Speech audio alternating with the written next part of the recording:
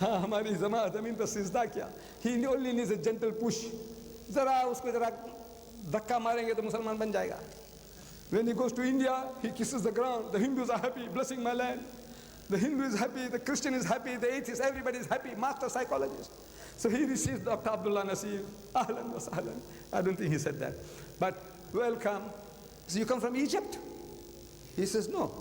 Maybe he was fishing for somebody from Egypt. He said, no, I come from Saudi Arabia. He said, you know, you don't allow us to build churches in your country. So Abdullah Nasir had the presence of mind.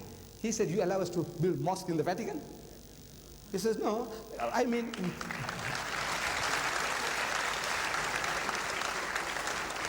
He said, no, in other parts of the country, in Saudi Arabia, he said, look, we allowed you freedom of religion, freedom of worshipping. But what you have been doing, you are making each and every one of them a center of propagation for your religion. Now from those centers, we give you freedom. You want to catch the Sri Lankan there, you want to catch the Koreans there, you want to catch the Filipinos there. Is this the dialogue Allah is telling you to have them on? Then I go to Malaysia. Tunku Abdul Rahman, the old man, the ex-prime minister, the old man. I meet him, and this was news. Dialogue with the Pope. He said, Ahmad, what happened? So I tell him what I told you. He says, you know, Ahmad, he did it to me also. He's doing it to everybody. He's making monkeys of everybody. I said, what did he do? He said, he called me for a dialogue. And I went. He said, Bole Bale Musalman. And we went. He said, I went. So as soon as I met him, he says, you know, my people, some Roman Catholic priests, were caught in Sabah, trafficking drugs, very serious kind, in Malaysia. So he said, look, can't you intercede with the Sabah government to let our people go? Is that the dialogue Allah is talking about? Huh? Can you see? They're making monkeys out of our people, left, right, and center. Allah is telling you, have a dialogue with him, but about Allah's unity, that you know shirk, they're doing shirk.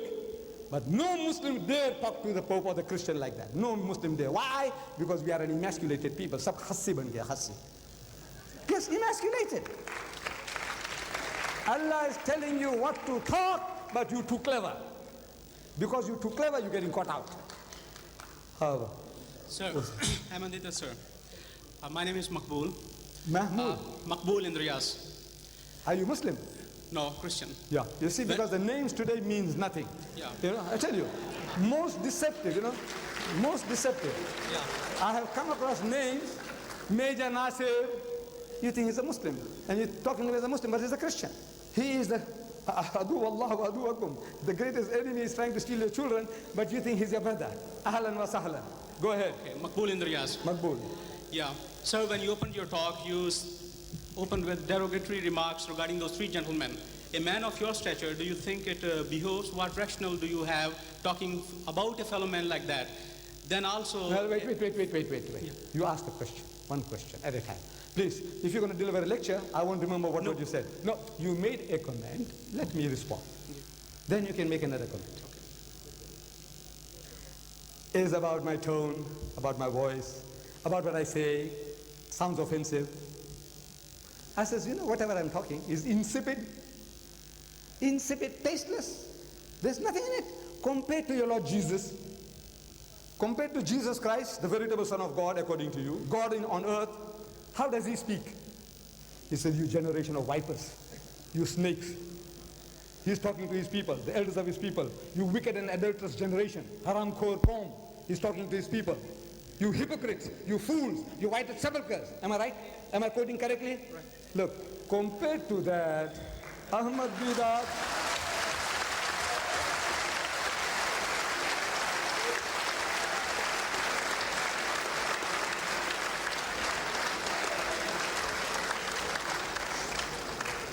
compared to that, I don't know how many marks you're going to give me for virulence, you know. How many? Compared to Jesus?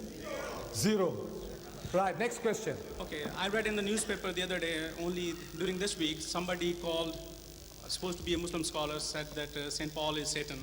I don't think any Muslim scholar or yourself would call anybody, any man from any religion whom we honor or they honor as one of the saints or as one of the apostles.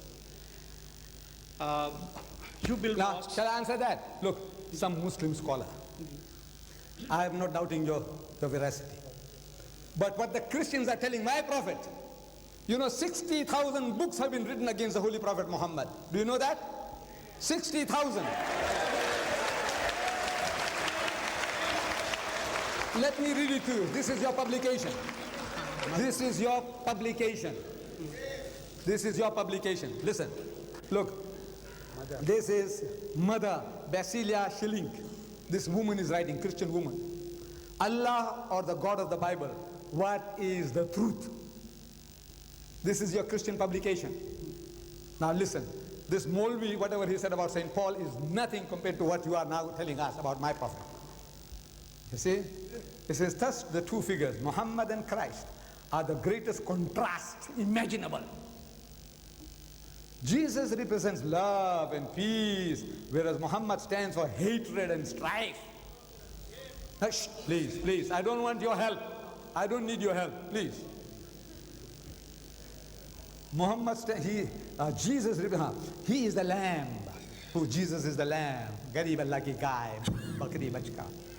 He is the lamb. Muhammad, however, stands for violence, having led wars, campaigns on behalf of the supposed message from Allah. Jesus is the embodiment of sacrifice. Indeed, sacrifice was the essence of his life. He himself became the essence, the lamb that was slain as a sacrifice for the world. Muhammad lived for his self-realization. Please, man, don't want to horrify people, waste your time. Look, Jesus, more than a prophet. This is what you're doing among the Afghan refugees. The Christians, poor people in trouble, maimed, crippled, amputated. There you take unfair advantage of them. Look at this. 15 Muslims of the Mujahideens, they tell how they found forgiveness, raised a new life in Jesus Christ. How did they do it? And the priest was saying, we don't go converting people. Who's doing this? Angels from heaven. Who's doing this? Look at this. Okay, sir. You speak about evangelizing. Look, the Great Commission. You. So you and the Muslims. You means the Christian. You. This is the Great Commission. What he says. Look at this.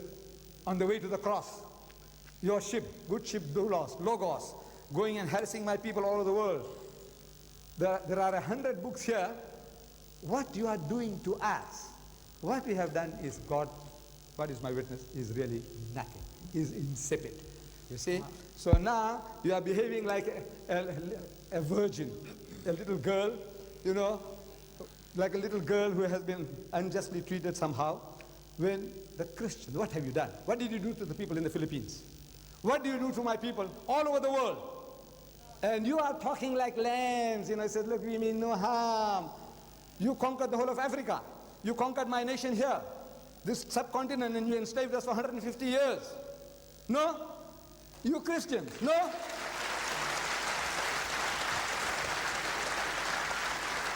Look, there's too much here. What is your question? Now tell me, what is your question? The question is... I would request you gentlemen to kindly let other body allow. Yeah, I'll just... No, this is not a session of debate, actually. No, sir, it's not debate. Just a question, and I'll move away. In Quran, the Prophet said that if you don't understand, consult the Al-Kitab. And then he referred to Torah, Zabur, and Injil. If it was changed, then the Prophet would have said... Please, don't waste time. Find this, and I'll deal with it. Come, sit down this side here. Give somebody else a chance. No, give him the Quran. Okay. Give him the Quran. I don't know the text. Very small question, sir. Very small question. Very small. Yes, go ahead, young man. Are you a Muslim? No, I'm a Christian, sir. Right. Thank you, sir. Would you allow me to speak in Urdu? I can express better. No, I can't. If you didn't understand what I was speaking all this while... No, I can express better. No. Okay, I'll speak in English. Right, speak in English. Okay. You have been comparing Jesus Christ with many others. I would just like to bring your attention to the Sahih Bukhari, 2nd volume, page number 740, 13th line, that Hazrat Muhammad Mustafa, sallallahu alaihi wasallam, he confessed that Satan touches everybody when he is born. But there were two personalities in this world. They were not touched. And you referred us to Al-Ma'idah, last chapter. I mean 116th verse. Correct. Why is Allahu Isa ibn Maryam anta qulta lil nas yakhuzuni unniya min dunillah? So you said like that. So I would like to ask you now, there's a contradiction in 2 verses. And you said that if there is a contradiction in any of the holy book, it is not from God. I'm not saying anything, and if you want to curse me, What is the please curse contradiction? myself. What is the contradiction? I'll tell you. Till he was with us, we said that he was God and his mother was God. And when he was not with us, fila mutafi. Now, when he died, I would say, then we started making mistakes. Now the question is that your belief is that he is still living. And if he is living, then we did not make any mistake. And the contradiction is on the other hand. Just a Look, moment. this Sir, is not a question. What Sir. you are doing now, you're trying to preach to us. I said, look, what is your question? Sir, I'm putting my question. Now come forward, man. Put your وَمَا question. قَتَلُوا وَمَا صَلَبُوا وَلَكِنْ شُبِّهَ لَهُمْ. आइसा में तुझे वफात Look, दूंगा. so many things you touched already, which calls for half a dozen different lectures, man. What is your question in a nutshell? Can't you, look, you speak so well English. You wanted to apologize when to speak Urdu. What for? Sir? What? No, look, what you're doing a devilish game. Can You're you playing give me a one- devilish game. Sir, You please. speak such good English, you know Arabic so well, and you can't come out with a question. Ask your question, Sir, man, please, please. can you let me have say the question? Look, there is a question time. Sir, Your father, My friend, I would request you to your kindly. father, no. I'm not debating, sir. Look, your I'm father, not to your level.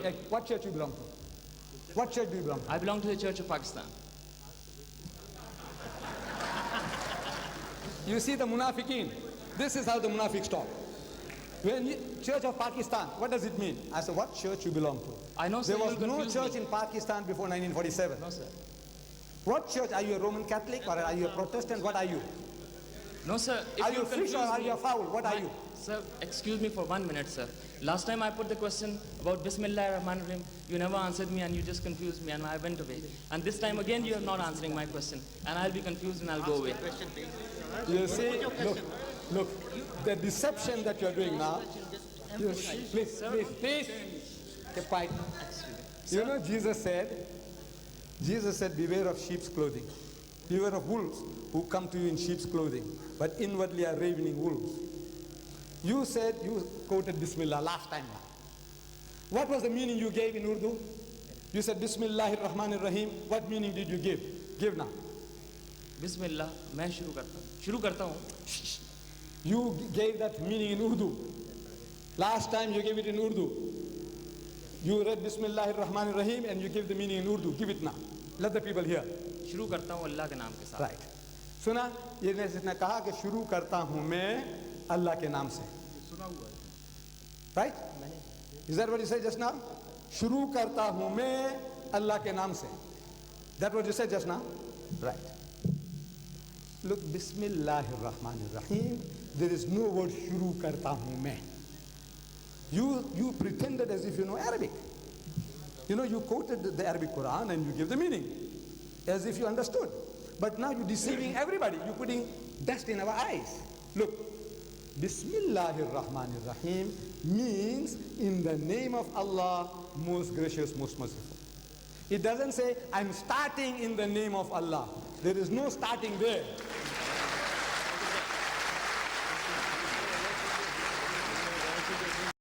Dialogue with the Pope. He said, Ahmad, what happened? So I tell him what I told you. He says, you know, Ahmad, he did it to me also. He's doing it to everybody. He's making monkeys of everybody. I said, what did he do? He said, he called me for a dialogue. And I went. हमारी जमात अमीन पर सिजदा किया. He only needs a gentle push. जरा उसको जरा धक्का मारेंगे तो मुसलमान बन जाएगा. When he goes to India, he kisses the ground. The Hindus are happy, blessing my land. The Hindu is happy, the Christian is happy, the atheist, everybody is happy, master psychologist. So he receives Dr. Abdullah Nasir. Ahlan wa sahlan. I don't think he said that. But welcome. So you come from Egypt? He says, no. Maybe he was fishing for somebody from Egypt. He said, no, I come from Saudi Arabia. He said, you know, you don't allow us to build churches in your country. So Abdullah Nasir had the presence of mind. He said, you allow us to build mosque in the Vatican? He says, no, I mean...